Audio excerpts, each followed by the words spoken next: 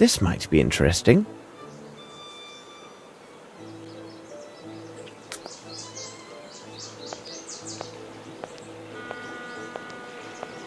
Aston's Theatre. Here we are. We are not open to the public yet, gentlemen. Oh, bless my soul. I can hardly believe my eyes. It is the young Sherlock Holmes, isn't it? Watson, allow me to present Philotomy Kirby, who in his day was one of the last great hopes of the popular stage.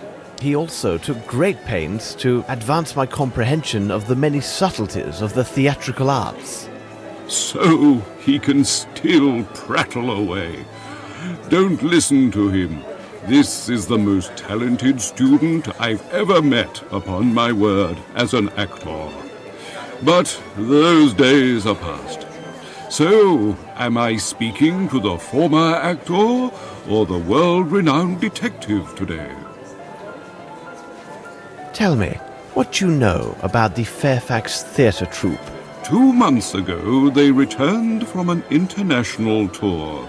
Richards, their director, had managed to secure the necessary funds to buy back Aston's.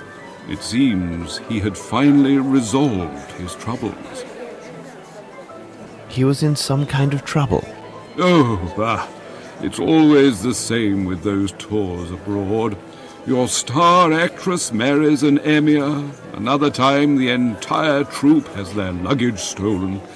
Anything is possible, and whatever occurs is usually nothing good.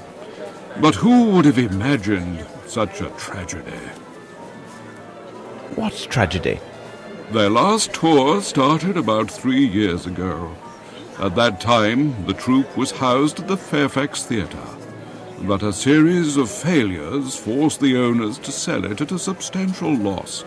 The owners were 3 individuals: Dwight Richards, their current director, Miss Davenport, their star actress and the mistress of Richards, and lastly, a young actor, costumier, make-up man called Jeffries. They decided, after the sale, to launch an international tour in order to raise funds. Their success was assured? Yes, the fame of English theatre is worldwide. During their travels, Jeffries and Miss Davenport developed a close relationship, which was much to the regret of the hot-headed Richards. He is a gypsy by birth. No one can be more possessive and quick-tempered than a gypsy. Pray continue. In short, a dark tragedy occurred in a village in Latin America, located not far from the Amazon. One evening, after their performance, someone noticed that Miss Davenport and Jeffries had gone missing. The local authorities were notified, and the alarm was raised. And Richards? Richards was implicated in some manner, it seems to me. However, there was no proof of his involvement, and no bodies were ever found. What a strange case. If you need more details, you should ask the actors. As you may observe, they are rarely able to hold their tongues. I will see you later, Kirby. Yes, it was good seeing you again.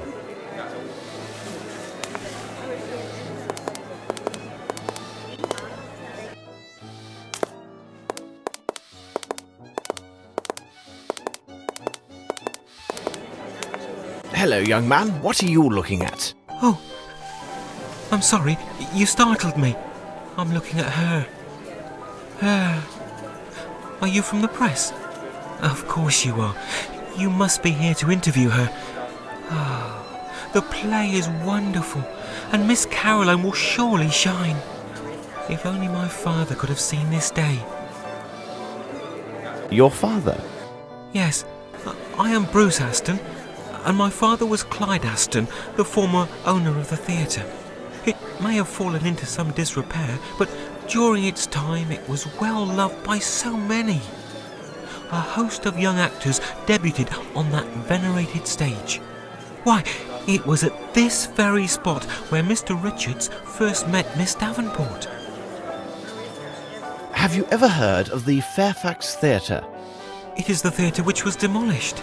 It seems to me that it had been owned by Mr. Richards together with Miss Davenport and a friend of theirs. They left on an extended tour, but I think it went badly for them. After his return, Mr. Richards bought the theatre back from the bank, and I do hope his good fortune will continue. Well, we can hope. With the talented Miss Caroline, I think anything is possible. And the building is still solid and comfortable. Though the bank took over the theatre, they left the keys. From time to time, I would do what I could to tidy up a bit or see to a broken window. Are you a part of the troupe? Yes, when Mr. Richards noticed how I had worked to keep the place up, he hired me. I helped Mr. Kirby a little, and also Mr. Trumpet backstage. Goodbye, young man. Goodbye, sir.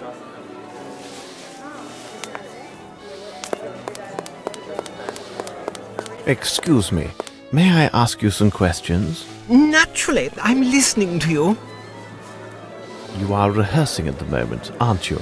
Yes, we are in rehearsal for the play we are to perform at the month end. Are you critics or reporters? As you know, we just came back from an extended tour. We were a triumph everywhere we performed. Tell us about this international tour. We performed in France, in Switzerland, and even for an Arab prince. We were met with acclaim at every stop. If tragedy had not occurred, we were to appear next in New York. But fate had other plans for us. What sort of tragedy? Oh, surely you must have heard about it. All because of those in our company who assumed the right to reveal every distasteful and intimate detail of a most tragic event. Anything to gain publicity for themselves. It is positively scandalous. But even a professional actor such as myself respects the privileges of the press and the public's right to know. Your sensitivity honours you. Please, continue your story. The events took place in a most sordid place in Brazil named Guacamole or Babiamo or something like that. I still can't stop asking myself what we were doing there in the first place. But to be brief, our talented costumier, Mr. Jeffries, had been having a tete-a-tete with the beautiful Miss Davenport. Unfortunately, she was still very much the mistress of our director, Mr. Richards. I tell you, the tension was unbearable. Really? In the view of a professional, they were the worst hours of my life. Miss Davenport was spending the whole day closeted in her room. Mr. Jeffries trembled so uncontrollably that he was unable to do our makeup. Mr. Richards stepped in, and I must say, he was a pitiful substitute. May you never be so ill-fortuned as to have your face in his large, hairy hands. And then? Our first performance in that town was naturally well received. That very night, a tragedy took place. Mr. Jeffries and Miss Davenport went missing not long after the performance ended. It was impossible to find them. Then we heard that Mr. Richards was arrested on suspicion of murder regarding Miss Davenport and Mr. Jeffries. We were outraged and most indignant. Some entertained thoughts that we would never leave that godforsaken place. How was the matter resolved? Fortunately for Mr. Richards and all of us, the prison warden and local chief of police was an Englishman. Lacking direct evidence or even a corpse, the accusations against Mr. Richards could not stand. He was set free on the spot. I think that had it not been for the intervention of that young expatriate, we might have been stranded in that Amazonian swamp for all eternity. Well, thank you for your assistance. That's all right. Don't hesitate to seek my help.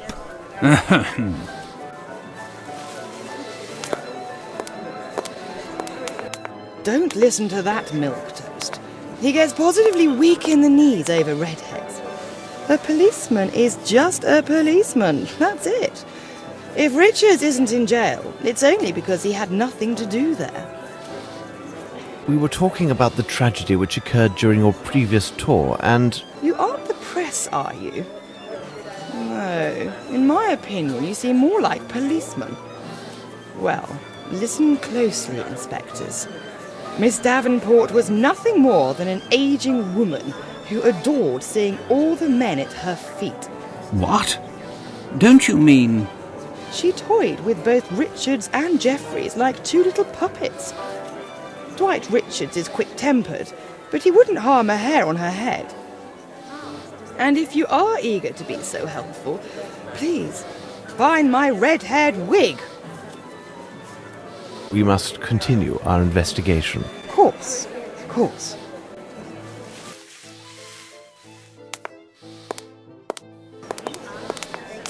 Hello, miss. I'm sorry for disturbing you. Oh, you are welcome.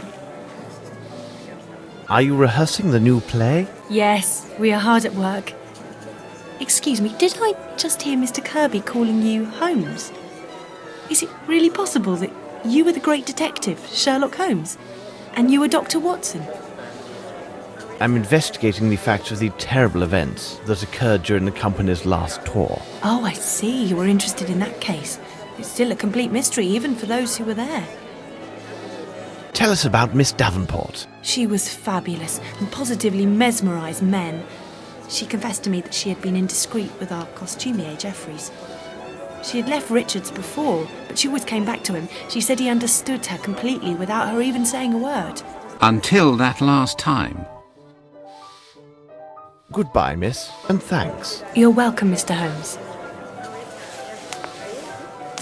What else can I tell you? Forgive an admiring expert, but your earring is absolutely magnificent. Oh, that was a gift from Veronica. She got it along with 2 other matching earrings and a small jewel case. She gave me this one, another to Doris, and kept the most beautiful for herself. Veronica insisted on cleansing it herself weekly with a special cleanser. It was remarkable and kept the earring all sparkling like stars. When I saw her last, Veronica was wearing her earring. She never parted with it.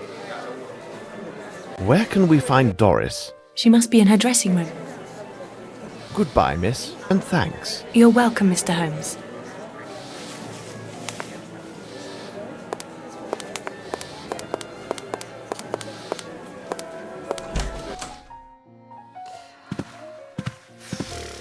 Pardon? Why can people not allow actors their peace and quiet? They walk through here as if it were a common thoroughfare. Nothing strange about that. They still haven't bothered to change the locks.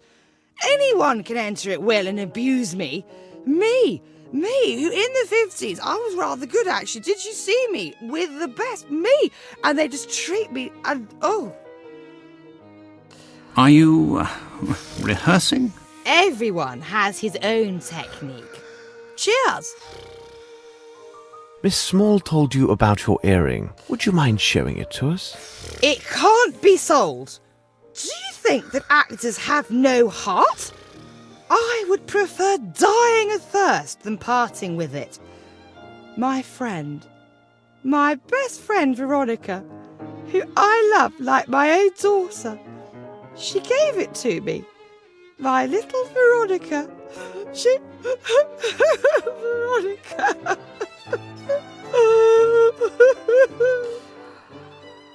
Do you know what has happened to your friend? Left. She left with that Jeffries. Oh, I know what they say. That Richards murdered them both. Why not? He did everything for them. Everything. She was naught but a common flower girl, and that Jeffries was a mere servant. He made them actors. Yes, actors. Yes.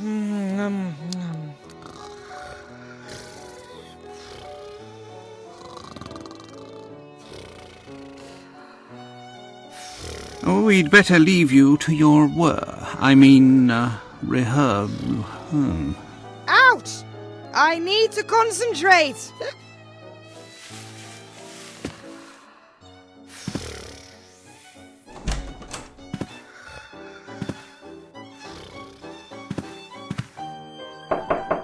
Who is it? Mr. Richards, my name is Sherlock Holmes. You may put away your knife. Rest assured, I am indeed Sherlock Holmes. Thank you for receiving us, Mr. Richards. Would you mind if I asked you a few questions? I will answer your questions, Mr. Holmes, only because I have heard about you.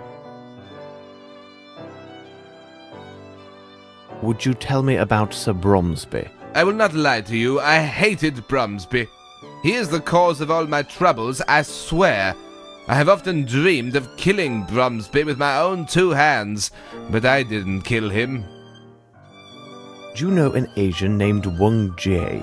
What would he be doing there? Well, in the days of the Fairfax Theatre, I once employed a Chinese fellow who went by that name. However, I was forced to dismiss him because he was a great deal of trouble, and I've never seen him since that time.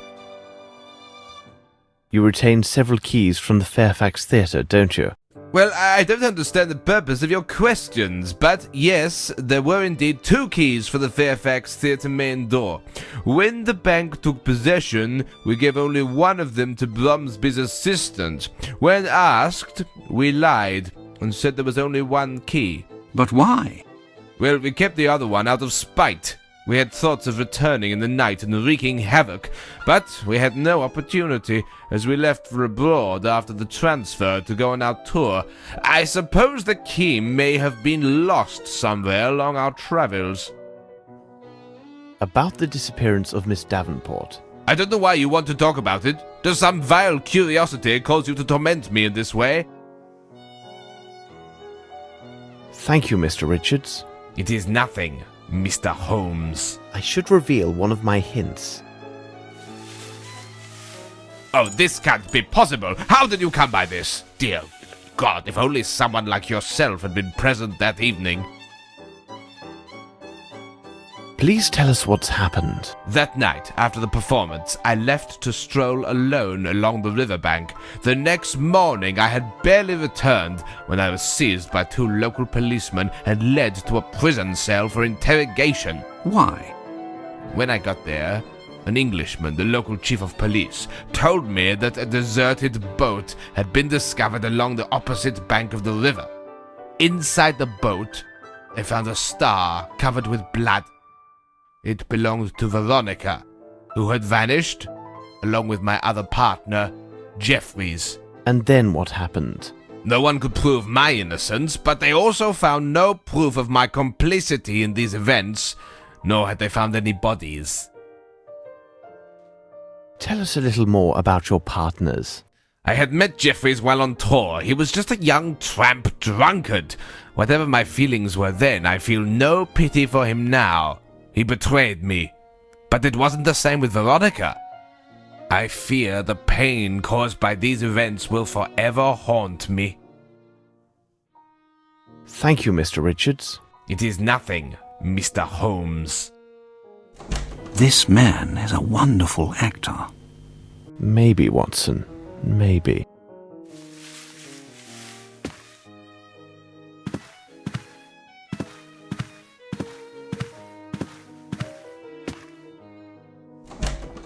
What chaos!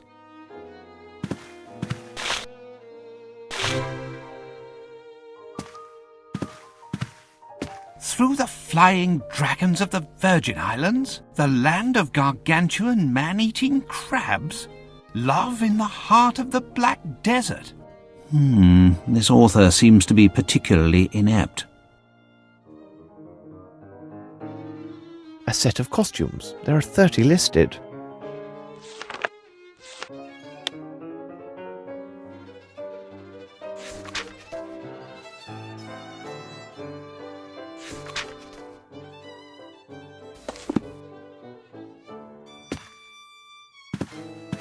But I count only 29. Yes, the artillery officer uniform is missing.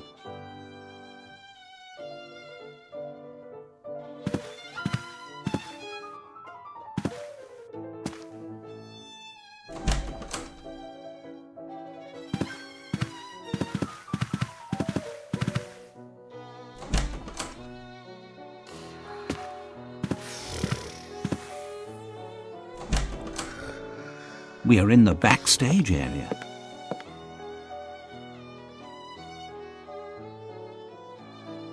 May I ask you a few questions? It all depends on what you're asking. What are you doing? My job, my lord. I'm making this jumble look a bit neater. Could you tell me what happened in Brazil? Yes, my lord, I was there when it happened, but Mr. Richards takes it very personally if we chat about those times, and I won't risk my position without some consideration, if you get my meaning. Here's 5 guineas. How's that? Oh, my lord, you're too kind. I don't really know much of what happened. You see, I was alone at a tavern that night, and I was, as one could say, very fond of the local alcohol. When I returned to our lodgings, I learned that the actress and the costumier had taken to their heels. And what did you do then? I made my way to the inn with all haste to learn what they'd taken in their sudden departure. You must understand my position. I was solely responsible for the security of the luggage and troop properties. Can you then imagine my surprise when I saw that nothing was missing? Absolutely nothing. They hadn't even taken their personal items. I can understand that of a man like Jeffreys, but it was most unusual for a lady such as Miss Veronica. So the idea came to me that perhaps they hadn't truly left, you see. And what of Dwight Richards? I learned that Mr. Richards had been seized by the local authorities. It seemed he was under suspicion for the murder of the missing lovers. This was too incredible. And then there's another odd thing that weighs on my mind. When we finally returned to England, Mr. Richards asked me to do him a small personal service. What was strange was that he insisted I keep the matter confidential and not breathe a word of it to anyone. What kind of service? Well, there's a small room with an iron door located above the backstage. It was used to store the stage lights and fireworks. He asked me to help him move all of Miss Veronica's personal belongings to the room. Every little thing, without exception. Her large trunk, her dresses, all of it. Where is this room? The end of the passage, but there is one difficulty. You see, Mr. Richards has the only key to the room's iron door, because only he has a complete set of keys to this building. Goodbye, my friend. My respects, my lord.